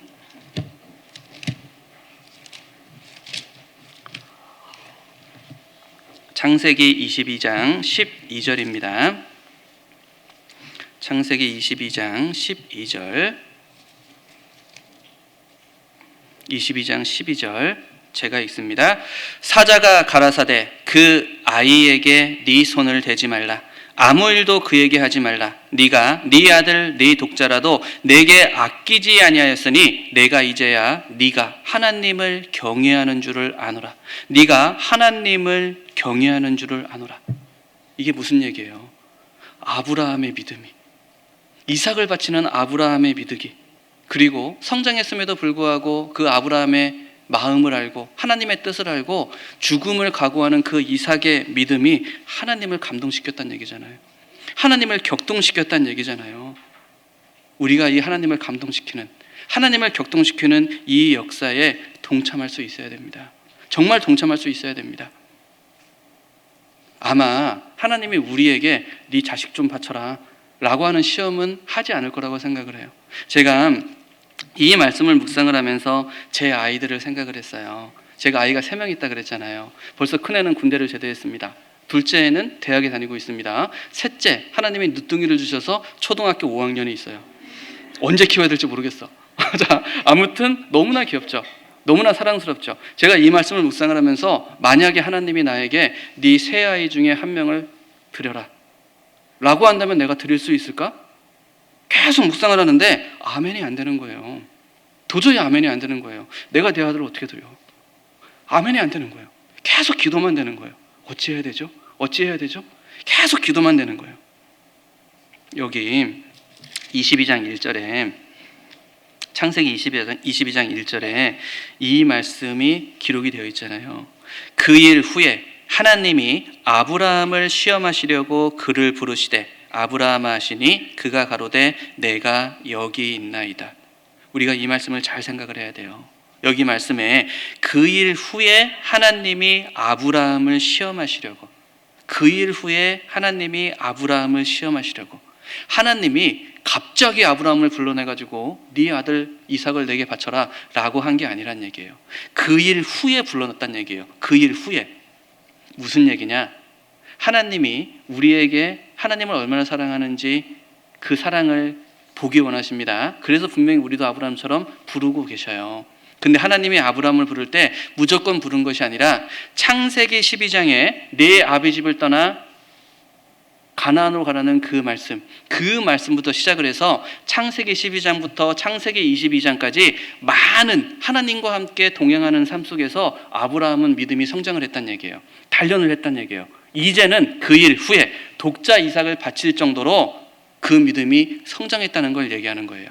감당할 수 있는 시험이기 때문에 아브라함은 독자 이삭까지도 바칠 수 있는 그런 믿음을 가진, 감당할 수 있는 믿음의 사람이었기 때문에 독자 이삭을 달라고 이야기했다는 얘기예요. 시험을 했다는 얘기예요. 우리가 교훈을 받아야 됩니다. 하나님은 나에게 네 독자 이삭을 달라고 안 하셔요. 아들을 달라고 얘기하지 않으셔요. 하지만 하나님을 향한 그 사랑을 보기 위해서 나이가 소중히 여기는, 지금 내 믿음 가운데 감당할 수 있는 시험을 계속 주고 있다는 것을 분명히 알아야 됩니다. 우리가 하나님을 섬기고 믿음의 길을 걸어가면서 큰 거를 하려고 하지 마셔요. 작은 것부터 시작해 보셔요. 작은 것부터. 하나님을 기쁘게 할 수 있는 작은 것부터, 내가 감당할 수 있는 그 길부터 걸어가 보셔요. 누가복음입니다. 누가복음 19장. 누가복음 19장 17절입니다.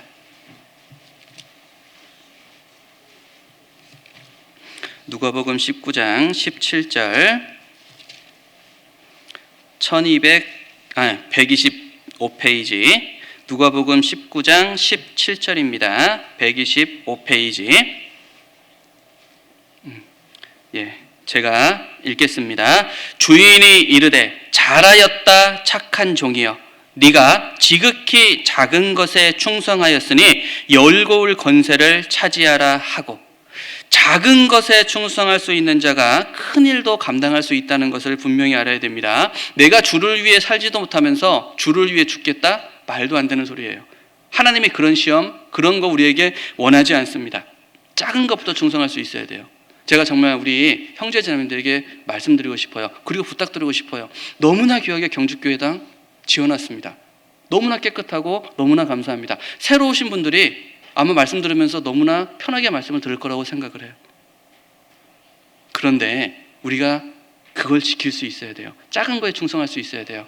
우리가 교회에 오면은 정말 다른 누군가 하겠지라고 생각하지 말고 나부터 교회를 한 3분, 5분만 돌아보는 습관을 가지면 좋을 것 같아요.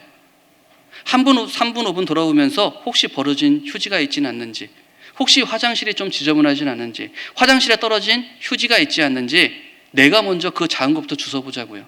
내가 더러운 것부터 치워보자고요. 혹시 벽에 게시를 했는데 벌써 한참 지난 게시물이 있지는 않는지, 혹시 테이프를 붙여놔가지고 테이프 자국이 있지 않는지, 누가 껌을 뱉어가지고 바닥에 시커멓게 돼 있지 않는지, 작은 것 같지만 누가 하겠지가 아니라 내가 그것을 돌아보고 내가 먼저 휴지를 줍고 쓰레기를 버리고 작은 것부터 한번 해보자고요.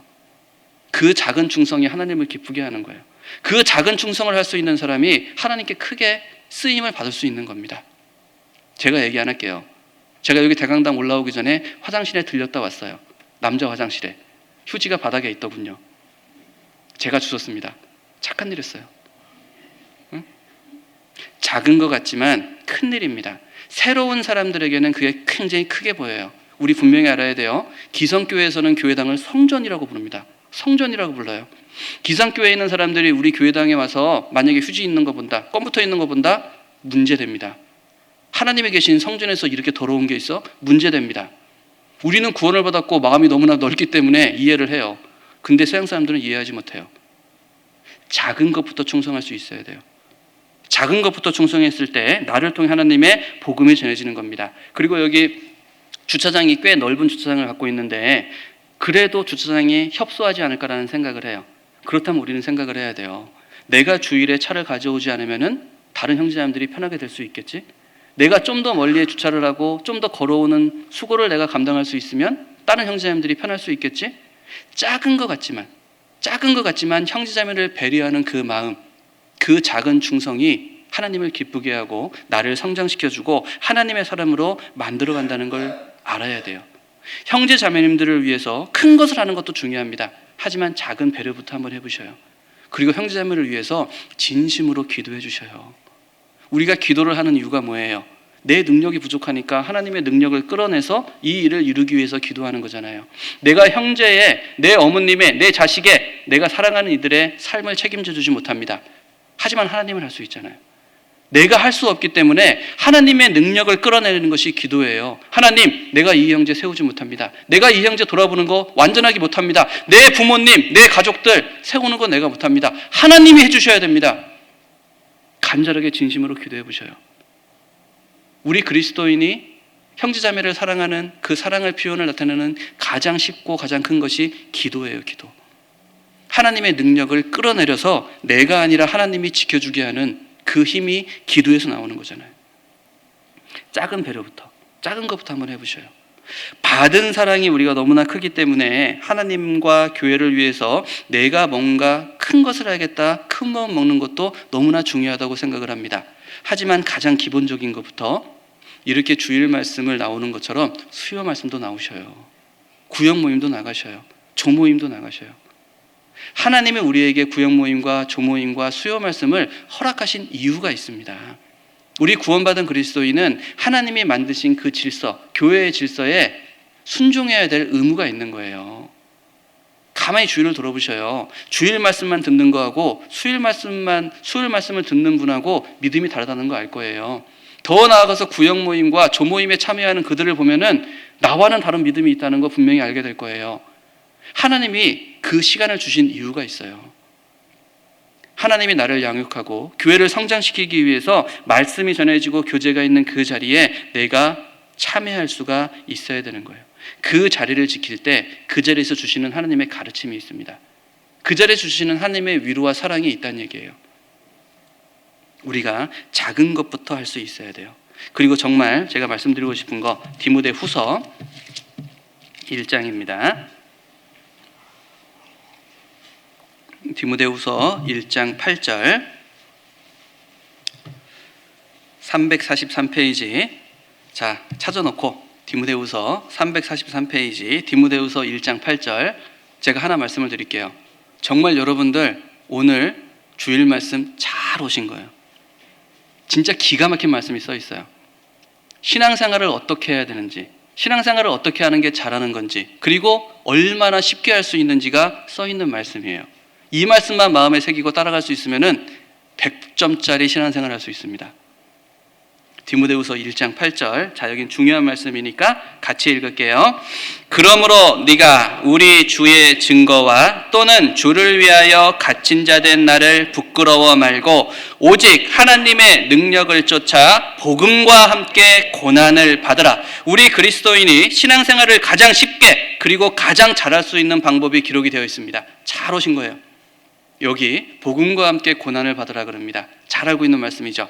근데 더 중요한 게 뭐냐면 그냥 혼자 복음과 함께 고난을 받는 게 아니에요. 오직 하나님의 능력을 쫓아 복음과 함께 고난을 받으라 그랬어요.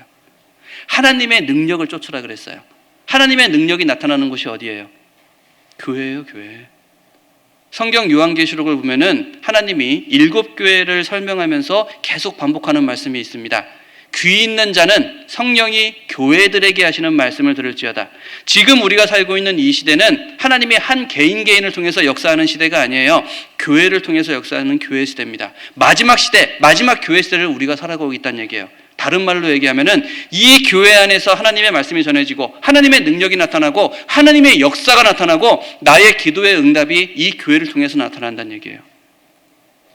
신앙생활을 가장 잘하고 가장 쉽게 할 수 있는 방법이 뭐냐? 내가 무엇을 하려고 노력하는 것이 아니라 분명 내 의지도 필요합니다. 하지만 내가 무엇을 하고 내 열심으로 혼자 복음과 함께 고난을 받으려고 하는 내 열심, 내 의를 나타내는 것이 아니라 하나님의 역사가 나타나는 교회를 바라보셔요.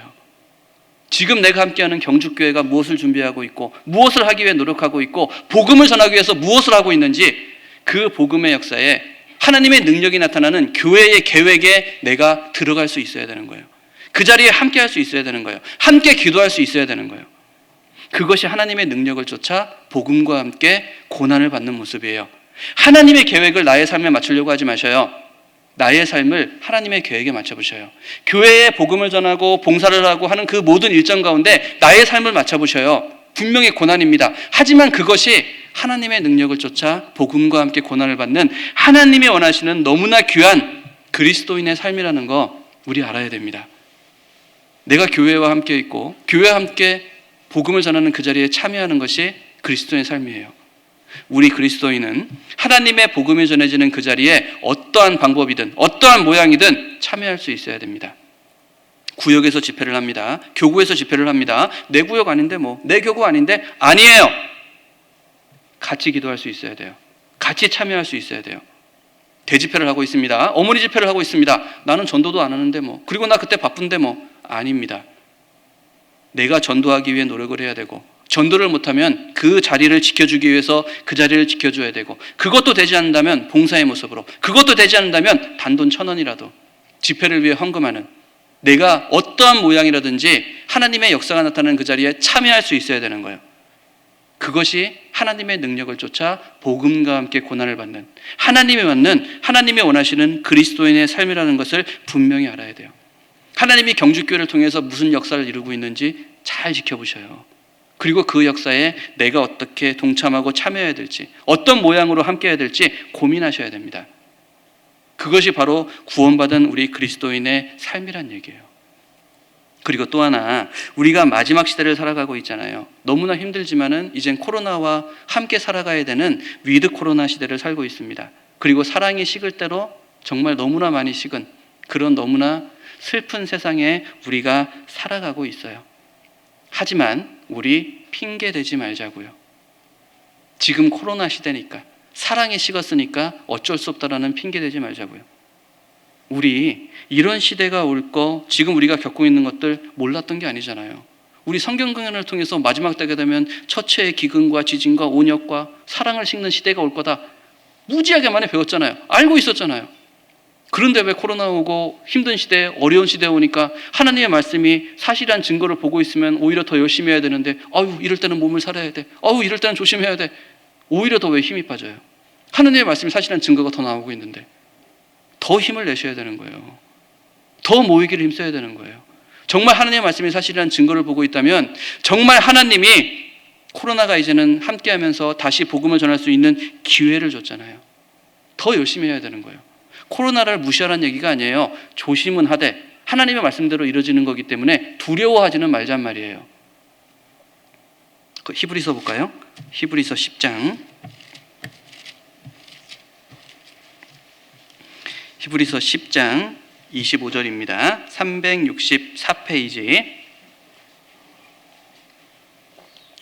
히브리서 10장 25절 제가 읽습니다. 모이기를 패하는 어떤 사람들의 습관과 같이 하지 말고 오직 권하여 그날이 가까움을 볼수록 더욱 그리하자. 마지막 시대에 모이기를 패하는 시대가 왔습니다. 우리가 코로나를 통해서 경험을 했잖아요. 근데 너무나 안타까운 것은 이젠 코로나가 마무리되고, 마무리라기보다는 함께 살아갈 수밖에 없는 시대가 됐고, 하나님이 다시 모일 수 있는 기회를 줬음에도 불구하고 너무나 슬픈 것은 우리 구원받은 그리스도인들도 코로나 때 온라인으로 말씀을 듣는 것이 습관이 되다 보니까 뭐 힘들게 교회까지 나가, 뭐 힘들게 모임까지 나가, 너무나 쉽게 말씀을 들으려고 하는, 편하게 집에서 들으려고 하는 그런 습관, 그런 모습이 있지 않나라는 생각을 해요. 근데 우리 분명히 알아야 됩니다. 우리 구원받은 그리스도인이 말씀을 듣는다는 것은 혼자 듣는 것을 이야기하는 게 아니에요.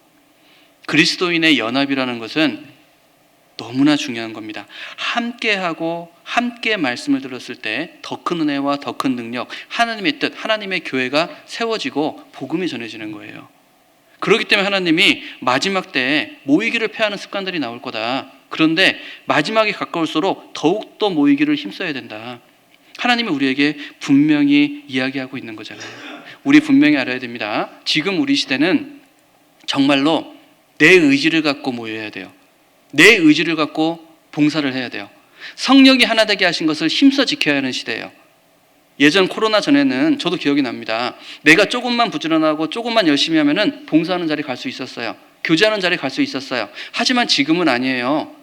봉사하는 그 자리에 내가 내 힘을 갖고 의지를 갖고 나가야 돼. 교제하는 자리에 내가 힘을 갖고 내가 의지를 갖고 마스크를 써서라도 내가 나가야 되는 거예요. 그래야지 성령이 하나 되게 하신 것을 힘써 지킬 수 있는 그런 시대에 우리가 살고 있는 거예요. 우리는 하나님의 말씀대로 그냥 교회를 나가는 것이 아니라 성령이 하나 되게 하신 것을 힘써 지켜야 하는 그 시대에 살고 있다는 얘기예요. 우리 하나님의 사랑 알고 있잖아요. 그럼 하나님을 기쁘시게 하는 삶을 살아야 되잖아요. 하나님이 우리를 보면서 가장 기뻐할 때가 언제인지 아셔요? 연합했을 때, 함께 했을 때예요. 시편 133편입니다. 시편 133편.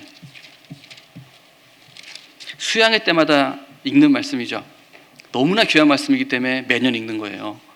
시편 133편 900페이지. 시편 133편입니다. 900페이지. 제가 읽습니다. 다윗의 시, 곧 성전에 올라가는 노래. 여긴 안 읽어도 되는데, 자, 제가 읽습니다. 형제가 연합하여 동거함이 어찌 그리 선하고 아름다운고, 머리에 있는 보배로운 기름이 수염 곧 아론의 수염에 흘러서 그 옷깃까지 내림같고 헐몬에 있으리 시온의 산들의 내림같도다. 거기서 여호와께서 복을 명하셨나니 곧 영생이로다. 자, 여기에 보시면은 하나님을 감동시키고 하나님을 격동시키고 하나님을 기쁘게 하는 모습이 기록이 되어 있습니다. 여기 1절에 형제가 연합하여 동거함이 어찌 그리 선하고 아름다운 거, 하나님이 감탄하고 있는 모습이에요. 형제자매들이 모여있는 이 무리, 이 교회를 보면서 하나님이 감탄하는 거예요. 어찌 그리 선하고 아름다운 거, 하나님이 감탄하고 있는 거예요. 너무나 아름다워서, 그리고 너무나 아름답고 너무나 기쁘기 때문에 내가 너희를 축복할게. 하나님이 우리에게 주실 수 있는 가장 큰 축복이 뭐예요? 영생입니다. 우리가 모여있는 그 모습을 보면서 하나님이 여기 3절에 써 있잖아요. 여호와께서, 맨 마지막에 보면은 여호와께서 복을 명하셨나니 곧 영생이로다. 너희의 모여있는 모습, 함께 연합하는 모습이 어찌 그리게 선하고 아름답냐? 너무나 기쁘다. 내가 기쁠 수밖에 없다. 내가 너희 축복할게. 너희에게 영생을 주겠다. 하나님이 말씀하시는 거예요. 내가 교회 안에 있을 때, 내가 이 무리 안에 있을 때 내가 기도하는 그들에게 구원의 은혜가 임하게 되는 거예요. 내가 사랑하는 그들에게 하나님의 복음, 영생의 축복이 임하게 되는 거예요. 그리고 내가 이 안에 있을 때 7, 80년의 인생, 잠시 잠깐의 인생이 아니라 영원한 것을 소망하는 천국의 소망으로 살아가는 그리스도인의 삶을 살아갈 수 있다라고 이야기하는 거예요. 정말 우리 때가 가까웠습니다. 마지막 때가 됐습니다. 모이기를 힘써야 하는 시대에 살고 있습니다. 성령이 하나 되게 하신 것을 힘써 지켜야 하는 시대에 우리가 살고 있어요. 지금 우리 깨어 있어야 돼요. 깨어 있어야 돼요. 그리고 여러분께 정말 말씀드리고 싶어요. 지금 우리가 살고 있는 이 시대는 눈물 흘리고 기도만 하는 시대가 아닙니다. 아이고 불쌍하다. 아이고 어떡하냐. 눈물 흘리고 기도하는 시대가 아니에요. 지금 우리 시대는 땀을 흘려야 되는 시대예요. 눈물 흘리고 기도하는 시대가 아니라 불쌍한 영혼들을 위해서, 내가 사랑하는 형제자매를 위해서, 교회와 복음을 위해서 내가 달려가서 땀을 흘려야 하는 시대에 우리가 살고 있는 거예요. 언제까지 눈물만 흘리고 있을 거예요? 언제까지 기도만 하고 있을 거예요? 땀을 흘려야 되는 시대에 우리가 살고 있습니다. 우리 분명히 알아야 됩니다. 내가 하나님의 복음과 이 교회를 위해서 흘리고 있는, 고난 중에 흘리고 있는 그 눈물 한 방울이 나를 저 영원한 천국에서 영원히 빛나게 해주는 거예요. 내가 고난 중에 흐느끼면서 했었던 그 한 번의 기도가 나를 저 영원한 천국에서 빛나게 하는 거예요. 힘들고 어렵지만, 정말 자존심 상하지만 내 자존심 내려놓고 고개 한번 숙였던 그 한 번의 인내가 나를 저 천국에서 영원히 빛나게 하는 겁니다. 내 것을 들여서 복음과 함께 고난을 받는 그 한 번의 고난이 나를 저 천국에서 영원히 빛나게 한다는 것을 우리는 분명히 기억해야 돼요. 하나님이 나의 모든 것을 보고 있습니다. 그 한 번을 하나님이 기억하고 있습니다. 그 한 번이 나를 하나님 앞에 충성된 종으로, 영원히 영광에 빛나는 아브라함과 같은 모습으로 나를 만들어 간다는 것을 분명히 알아야 돼요. 우리가 조금 더 수고할 수 있어야 됩니다. 나를 향한 하나님의 사랑을 알기 때문에 우리가 조금 더 수고할 수 있어야 됩니다. 지금 사랑하고 지금 동행하고 지금 함께 할 수 있어야 돼요. 정말 우리 다짐하자고요. 정말 마지막 시대를 살아가는 그리스도인이다 말만 하지 말고 조금만 더 사랑합시다. 조금만 더 수고합시다. 조금만 더 인내하고 조금만 더 함께 하자고요. 복음을 위해 눈물만 흘리지 말고 땀을 흘리는 우리가 될 수 있어야 됩니다. 제가 경주교회 오면서 참 많은 생각을 하고 정말 많은 기도를 했어요. 두려움으로 이 자리에 떴습니다. 여러분이 보실 때 어쩔지 모르지만 전 지금 다리가 후들후들 떨려요. 너무 두렵습니다. 이렇게 하나님의 말씀을 전한다는 것이, 그리고 이렇게 해야 된다, 이런 가르침, 하나님의 뜻을 전한다는 것이 너무나 두려워요. 왜? 나 미워할까 봐. 근데 분명히 아셔야 됩니다. 제가 오늘 여러분들에게 드린 말씀은 여러분에게 신앙의 짐을 얹어주는 게 아니에요. 제가 아무리 묵상하고 아무리 기도하고 아무리 말씀을 봐도 하나님께 복받는 방법은 순종밖에 없어. 고난이지만 순종의 길을 걸어갔을 때 하나님의 영원한 축복이 임하게 되는 거예요. 제가 우리 경주교 형제님들에게 오늘 전해드린 말씀은 복받으라고, 축복받으라고. 이게 우스갯소리일지 모르지만 전국에 230개 정도의 교회가 있습니다. 제가 경주교 여기 왔잖아요. 산술적으로 20년이 지나도 여기 올 일 없어요. 더 이상 이제 여기 올 일 없어요. 불러주지 않는 이상 저는 여기 올 일 없다고요. 무슨 얘기냐? 저 여기 와서 하루 왔다 가는데 사랑만 받고 가고 싶어. 그런데도 불구하고 이렇게 말씀을 드리는 이유는 정말 복 받으셔야 돼요. 정말 하나님 원하시는 그 길을 걸어가셔야 돼요. 하나님이 주신 사랑이 얼마나 큰지 아셔야 돼요. 그리고 나를 위해 죽기까지 사랑하신 그 하나님이 지금도 나와 함께 계시다는 임마누엘 하나님, 그 하나님 아셔야 돼요. 그래야지 믿음의 길 걸어가면서 쓰러지지 않아요. 우리 좀만 더 깨어 있읍시다. 좀만 더 힘을 냅시다. 좀만 더 사랑으로 함께 합시다. 응? 정말 저도 우리 경주교를 위해서 기도할게요. 제가 울산 여기 경상도까지 오게 될 줄이야. 저 태어나서 처음으로 경상도 와봤어요. 너무 좋아. 응? 음식도 너무 맛있어. 응? 너무 좋아. 응? 정말 우리 마지막인데 힘있게 한번 살아보자고요. 그러면 좋을 것 같아요. 기도하겠습니다. 은혜와 사랑이 많으신 거룩하신 하나님 아버지 감사드립니다. 오늘 이렇게 너무나 귀한 시간, 귀한 자리 허락하셔서 우리 한 자리에 모아주시고 하나님의 사랑을 다시 한번 생각하게 해주시고 또 하나님의 말씀 가운데 내가 어떤 모습으로 살아가야 될지 큰 가르침을 주심에 너무나 감사를 드립니다. 듣고 끝나는 것이 아니라 행함으로 하나님의 말씀이 나를 통해 역사하기를 간절함으로 기도를 드립니다. 여기 고개 숙여 기도하는 한 분 한 분 감당할 수 있는 믿음을 주시고 또 감당할 수 있는 시험을 주시고 하나님이 부르신 그 자리에서 내가 여기 있나이다 힘있게 아브라함같이 나아갈 수 있는 귀한 모습 될 수 있도록 이끌어 주십시오. 하나님이 주시고자 하는 평안과 하나님이 주시고자 하는 축복을 온전히 받는 귀한 모습이 되기 원합니다. 그리고 더욱더 하나된 모습으로 우리 경주교회가 하나님의 복음을 위해 더 수고하는 귀한 모습이 될 수 있도록 인도하여 주십시오. 우리를 사랑하시는 주 예수님의 이름으로 감사하며 기도드렸습니다. 아멘.